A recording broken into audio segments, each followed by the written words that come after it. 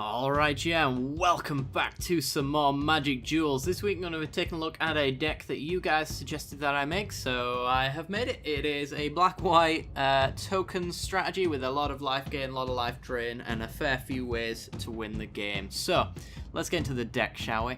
So the entire idea of the deck is to produce lots of tokens, gain lots of life, but then there's also a drain aspect to it, and a lot of synergies within the life gain package that we've got available. So Hidden Stockpile is the MVP of this deck by a country mile. White and a black for an enchantment with a revolt trigger attached to it. It says at the beginning of your end step, if a permanent you control left the battlefield this turn, you get to create a 1/1 colorless servo artifact token, and then you can pay 1 to sacrifice a creature, which will trigger the revolt, and we get to scry 1. So what you can do with the Hidden Stockpile is you can create a servo, swing with it for 1, sacrifice it, and then on your end step you get an untapped servo back that you've just sacrificed, and you get a free scry, sorry. So there is a nice little synergy. It works with itself, but it does need a revolt trigger initially in order to get it going, but it's not too difficult in this deck. We've got things like Evolving Wilds, we've got other sacrifice outlets, and we can just straight up get creatures killed. That also works. Combos really nicely as well with the other MVP card in this deck, Anointed Procession. So for 3 and a white, we got an enchantment that says if an effect would create 1 or more tokens under your control, it creates twice that many tokens instead. So what we do with the Hidden Stockpile is we sack one of our servos. On the end step, we trigger Revolt, which actually creates 2 tokens thanks to Anointed Procession. So we can generate 1 servo every single turn off the Hidden Stockpile. Just nice little synergies. Let's go to the beginning of the deck anyway, guys, and we'll work our way through all of the cards. So, right at the very beginning, we've got ourselves Handwear Militia Captain. So, this card is really useful because we do go quite wide with our token strategies, and this works really well into that kind of plan. So, for 1 and a white, we get a 2/2 creature. It says at the beginning of your upkeep, if you control 4 or more creatures, you get to transform Handwear Militia Captain into Westvale Cult Leader. So this creature is an XX, and its power and toughness are equal to the number of creatures you control. Yet again, playing well into the token strategy. We'll make lots of tokens, lots of creatures, easy to flip the Militia Captain. So we just need 3 other creatures in order to trigger this, because it does count itself. And then it says at the beginning of your end step, you get to put a 1/1 white and black human cleric creature token onto the battlefield. 2 with Anointed Procession, so every single turn this creature gets a little bit bigger, and usually it tends to be quite the powerhouse as well if you can flip it on time, so really nice card. We then have Anointed Priest. So Anointed Priest is the way to make life out of all of the tokens. A little bit of that synergy in the deck here. 1 and a white for a 1/3. Says whenever a creature token enters the battlefield under your control, you gain 1 life. It also has Embalm as well, so for 3 and a white, we get to exile this from our graveyard and create a token version of it, and the token version triggers itself. So for 4 mana, we get a 1/3 that gains us 1 life, and then gains us 1 life for every other token we control when it enters the battlefield. So it's really solid stuff. Can play really well around control as well with the Embalm. It's not a counterable ability in Magic Duels at the very least. Next, we've got Eternal Pilgrim. So this is here for if we are struggling with sacrifice outlets, for example. 1 and a white for a 2/3 Death Touch. It's a legendary creature, and it has 2 abilities, and both of them are very useful in this deck. So the first one is the sacrifice outlet. Pay 1 and sacrifice another creature. You gain life equal to that creature's toughness. Not the best upside in the world, but you never know. There might be an outcome for this kind of thing. If we want to maybe gain life instead of that scry off the Hidden Stockpile, we can sacrifice it this way instead. It's an option available to us. We also gain a ton of life as well. There's been several games in my playtesting where the secondary ability is actually useful, and you can't say that for Eiley very often. So 1, a black and a white. Also have to sacrifice another creature, so triggering Revolt. You get to exile target non-land permanent, and you can only do this if you've got 10 more life than your starting life total. So if we've got 30 or more life, we get to start shotgunning off any of their permanents. So planeswalkers, creatures, enchantments, artifacts. This hits absolutely anything that we need to hit. And once the exile is in effect as well, it's just it can shut down a lot of decks as well. So tutelages, we only have to get to 30 life, which they won't be hitting our life total, so it's going to be very easy for us to do. We just hit their tutelages and they never really manage to take down our life total. As well as milling embalm creatures as well. It doesn't really help them.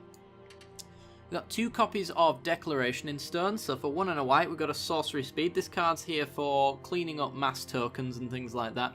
Not entirely sure about this card, but it has been quite useful in a bit of play testing. The exile is really useful.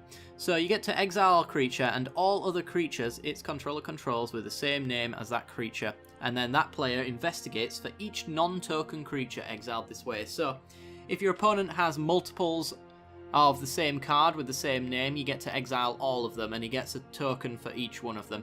However, if they are tokens, like zombies, like servos, anything of that sort, then they don't actually get any tokens for it, so it's just a 2-mana token board wipe at that point, which can be really effective. Next we've got Pious Evangel. It's kind of like the Anointed Priest, but it does work a little bit in the opposite direction as well. This is one of the win cons of the deck in the right circumstances. So for 2 and a white we get a 2/2. Says whenever Pious Evangel or another creature enters the battlefield under your control, you gain 1 life. So when a token enters, when a creature enters, when itself enters, you gain 1 life. The secondary ability as well is quite fun as well. For 2 mana you tap it and sacrifice another permanent, which usually it's either one of the creatures or it's one of the lands that you just use to tap, so you don't have to spend more than 2 to do it, and you transform him into Wayward Disciple. Wayward Disciple is a 2/4, and he says whenever another creature dies, including itself, then target opponent loses 1 life and you gain 1 life. So one side is benefiting us when things enter on our side, the other is benefiting us when things leave on our side. So if we get Wayward Disciple down on the fields, we are protected against board wipes essentially, because for every single creature they manage to take out, they lose 1 life and we gain 1 life. So there's a really nice bit of protection from board wipes on the Disciple here. Can also be quite useful with Westvale Abbey as well. Westvale Abbey, you sacrifice 5 creatures to transform him into Almond Oil. We'll get to that more specifically, but the sacrificing 5 is actually a drain 5, gain 5, so not only do we get our Almond Oil, which is a 9/7 flying lifelink indestructible trample creature, I think it's trample. No, it's not trample. It might be. I don't know. I can't remember. But there's also a 10-point life swing involved as well with the Wayward Disciple, so often that little combo itself can just win you the game on the spot. Next we've got Bontu the Glorified. Don't get a chance to play with this card very often, so I'm very happy to see that he's found a home in this one. So for 2 and a black, we've got a 4/6 with Menace and Indestructible.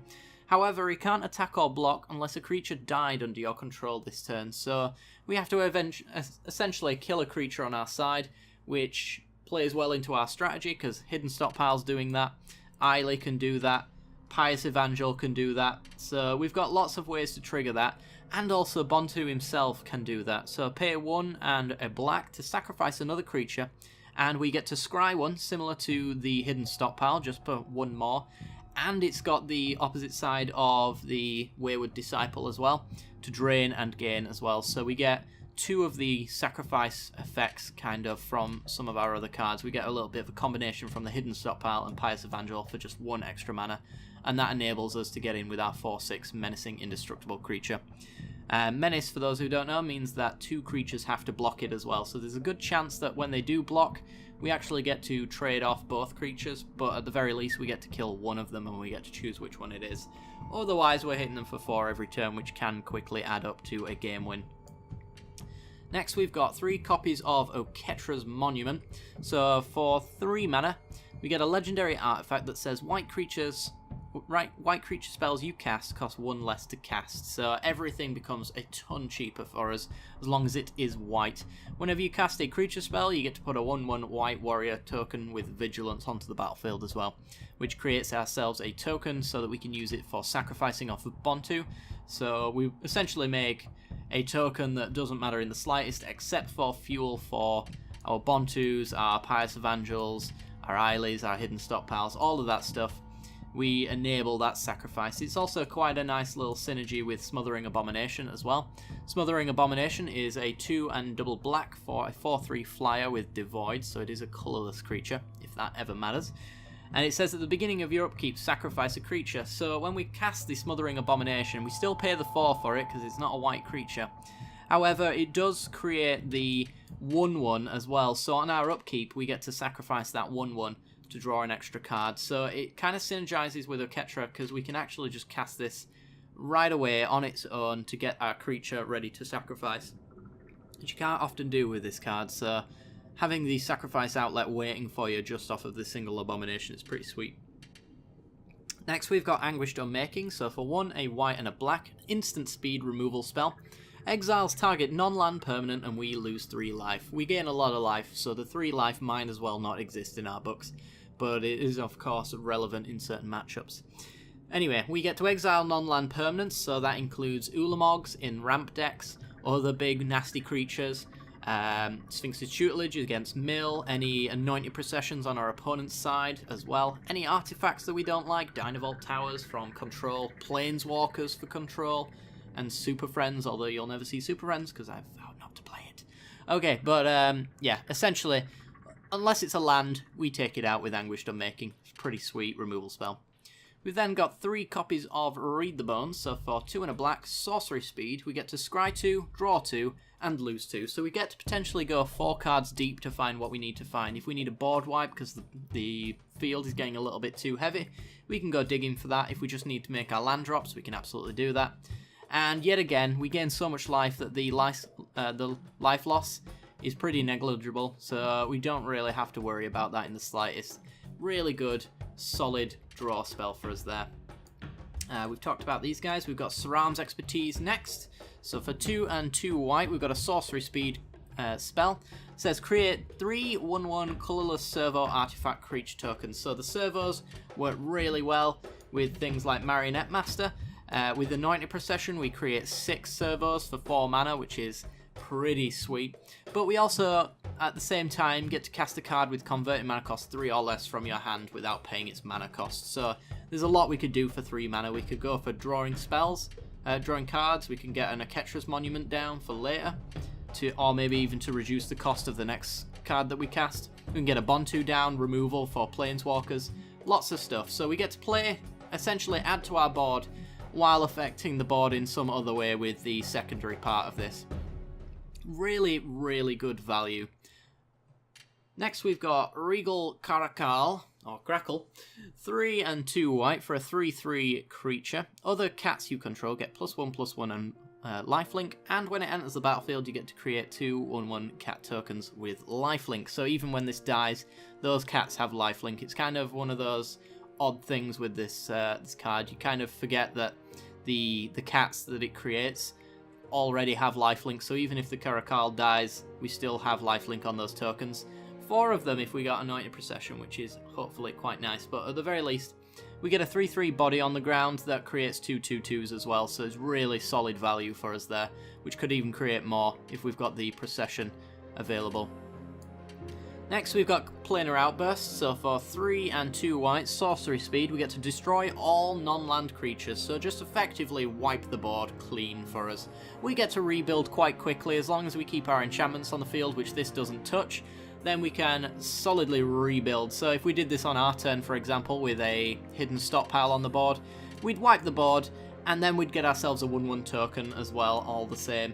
And a fair few of our creatures as well, things like the Anointed Priest, really don't mind being killed since they actually get to embalm out the graveyard and things like that. And even Evangel with the Wayward Disciple on the other side can actually be a win condition for the Planar Outburst. So if we've got the Disciple on the field and a field full of tokens we just can't get through, then the Planar Outburst really solid at wiping the board. If we're playing against Turbo Fog, for example, and we've got 50 tokens, doesn't really matter how many tokens you've got because they've got fogs to prevent combat damage. The Wayward Disciple allows us to ping them to get around the prevent all combat damage effect of things like fogs, and therefore Planar Outburst becomes a mass board wipe and a mass drain for a Wayward Disciple, so really solid stuff.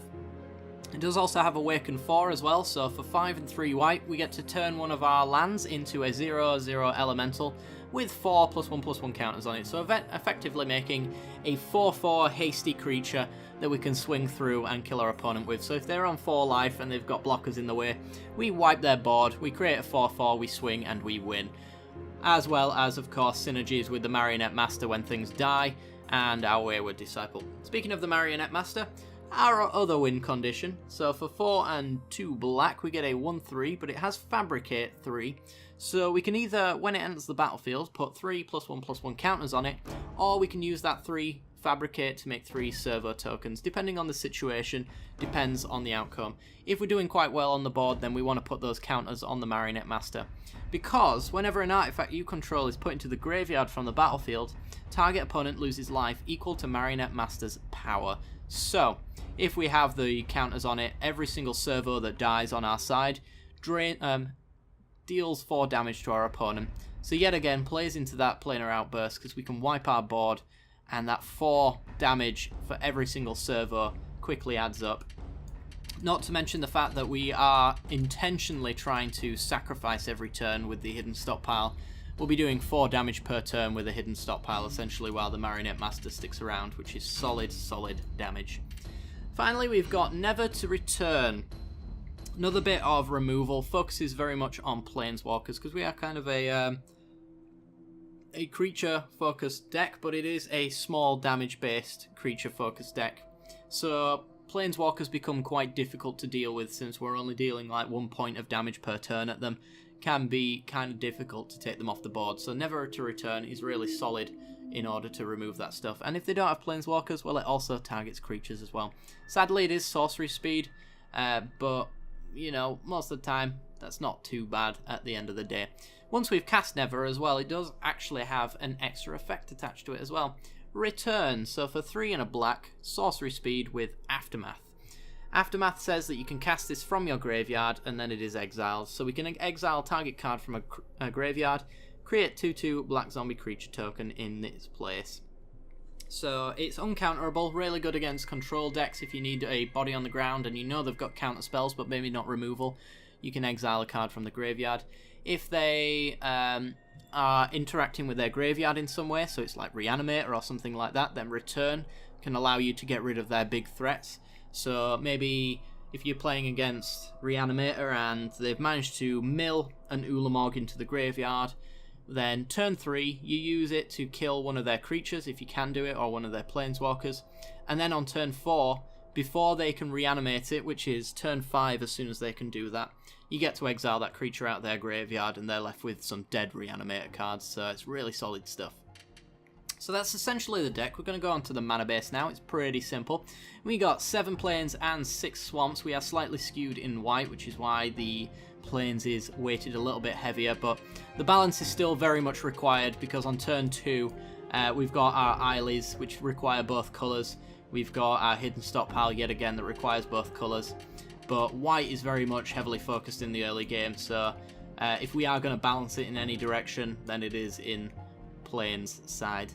Next we've got Shambling Vents as well. These enter the battlefield tapped, but they do tap for white or black mana, which really helps with our curve. And once they untap, we can actually use them as a creature. Yet again, another good way to deal with control decks. It's a creature that can't be dealt with at sorcery speed, so Declaration in Stones and board wipes and stuff like that can't hit Shambling Vent, so they need things like their Blessed Alliances. They need any instant speed removal spell, really. A good one to run in control is Never to Return, but this is sorcery speed, so yet again it does not hit the Shambling Vent, which is really useful for us. It becomes a 2/3 white and black elemental creature anyway, guys, with lifelink as well, so we get to do a 4-point life swing. Yet again, gaining life so that the life-draining cards that we've got, the ones that cost us a little bit of life, are not doing too much at all. It's really easy to stay at 20 life for quite a lot of the game in this one. It's really sweet, and it works really well against aggros and things like that as well. We then have 2 copies of Westvale Abbey. We did briefly mention Almond Oil in the back there. We'll get to him in a second. It is a colourless mana source. You can pay 5 and tap it, effectively 6 mana, to pay 1 life and put a 1/1 black token onto the battlefield, or black and white token, sorry. And this allows you to essentially set up the Almond Oil flip. So 5 and a tap to sacrifice 5 creatures, transform Westvale Abbey and untap it. We do have some sacrifice synergies, so we get extra value from that. But we also get ourselves an Almond Oil, the Profane Prince, which is a 9/7 legendary creature with flying, lifelink, indestructible, and haste. So unblocked, this is an 18-point life swing. Can make it really easy to enable Eiley if you haven't just sacrificed her to make the Almond Oil. But this card can often win you the game on the spot. It is another one of our alternative win conditions. One good thing I will say about this deck is it's got several ways of winning the game. We've got our Almond Oil, we've got our Marionette Master, we've got straight up token beats, and we've got our Pious Evangel as well for the mass drain. So there's so many ways we can win the game with this one. It's a really fun deck to replay constantly. We've also got Isolated Chapels as well, back on topic. Which is a black and white land that comes into battlefield tapped unless you control a plains or a swamp. Well, we run plenty of basics, and we have ways of getting basics as well, such as the Evolving Wilds. Running 4 copies of this because it is very important that we trigger that revolt on the hidden stockpile quite quickly. So Evolving Wilds allows you to sacrifice the land, which does trigger the revolt, and you get to search your library for a basic land card and put it onto the battlefield tapped and shuffle your library. So as soon as turn 3, you can play your hidden stockpile, sack the land, you've triggered revolt right there, and you get yourself a servo. So it really helps us thin out our deck as well. We are running 23 lands, and we can thin out a little bit so that we draw less lands, because I have a nasty habit of either flooding or screwing out, so Evolving Wilds allows you to control that to a very minor extent, but it's very nice all the same. Anyway guys, that is going to do it for the deck tech. I do hope you enjoyed the look of this one, and if you did, then be sure to like and subscribe for some more Magic Duels content in the future. And if you hit that little bell icon as well, right next to the subscription button, you'll get notifications when I release new videos. If you are interested in the matches, there is a link at the end card in about 5 seconds time that will take you straight to game number 1. Do hope you've enjoyed, and I'll see you next time. Bye bye.